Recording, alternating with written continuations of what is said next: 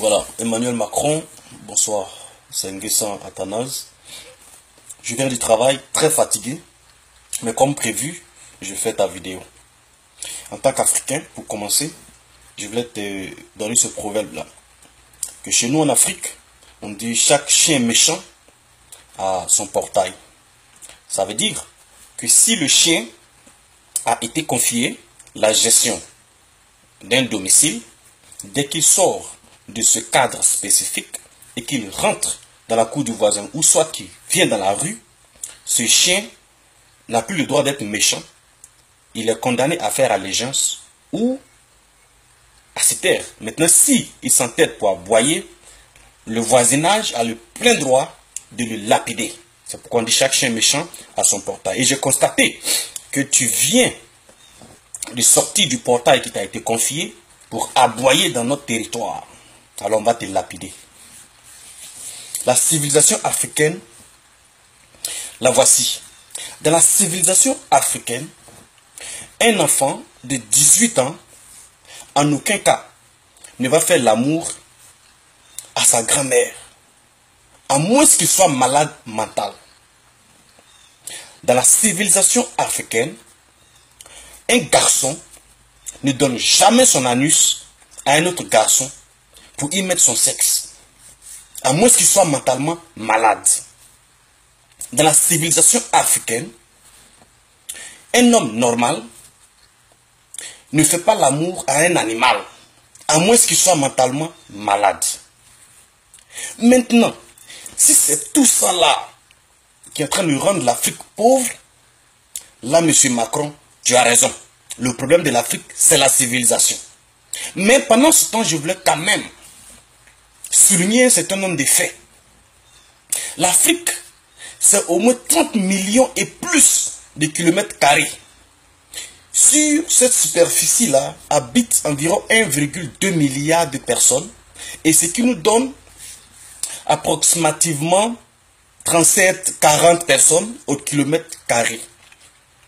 Et pendant ce temps, en France, pays dit riche, vous êtes sur une superficie de 500 000 km², avec une population d'environ 67 millions et plus, et vous êtes à 117 personnes au kilomètre carré, sur un sous-sol pauvre et un sous-sol pauvre. Pendant ce temps, nous avons plus d'espace que vous, mais en Afrique, de surcroît, nous avons le sous-sol qui est riche, et sur le sol aussi est riche. Donc, tu comprends avec moi que la démographie, la civilisation n'est pas le problème de l'Afrique. Le vrai problème de l'Afrique, c'est la rencontre de l'Afrique et la France. Si tu connais qui est Jacques Foccart, si tu connais Houphouët-Boigny, si tu connais Oumar Bongo, si tu connais Robert Bourgi, tu dois savoir de quoi s'agit le rapport entre l'Afrique et la France. Tous nos leaders qui, après l'indépendance, ont cherché, ont réclamé l'élimination totale des frontières artificielles que vous avez tracées à la conférence de Berlin, tous ceux-ci ont été tués parce que la force de la France a résidé dans la division, dans les limites que vous nous avez données. Mais vous vous rendez compte aujourd'hui, malheureusement, qu'il y a une autre génération africaine qui est en train de réclamer de façon frontale une révision des contrats et dont vous avez peur. Tu sais, quand mon papa te voit, il voit son maître de CP2. Donc il se rappelle de la chicotte. Mais quand moi je te vois, je vois mon ami de classe qui d'abord était bête.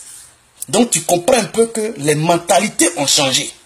Tu comprends qu'aujourd'hui les Africains sont très engagés. Le mythe qui est sur le blanc est tombé dans la tête de l'Africain il y a longtemps. Donc vous avez peur. Vous avez peur parce que vous n'avez pas d'espace pour vous expandre. Et l'Afrique, pendant ce temps, continue de croître intellectuellement, numériquement aussi. Donc vous avez peur. Vous avez peur parce que nous sommes dans vos écoles. La connaissance que vous avez, nous avons. Nous parlons vos langues, nous connaissons vos forces, nous connaissons vos faiblesses. Et nous avons les nôtres. Vous avez peur. Vous avez peur parce que d'ici 50 ans, toute la génération de leaders qui étaient obligés de respecter à la lettre les lois de l'Élysée. Tout cela va finir. Et la génération actuelle va vous fatiguer. Va vous submerger. Et donc vous avez peur. Vous avez peur parce que vous vous dites que l'Afrique va dominer le reste du monde. Donc vous dépêchez les vaccins pour tuer Ebola, pour tuer les maladies bizarres. Mais mon frère, il faut te ressaisir. Macron, il faut te ressaisir. Je sais que tu es une vieille femme. Je sais que tu es le président de la France. Mais comme tu es rentré sur le territoire africain qui m'appartient, nous te manquons de respect total. Mais bossi nous ni me tue. C'est un Nguessan Athanase.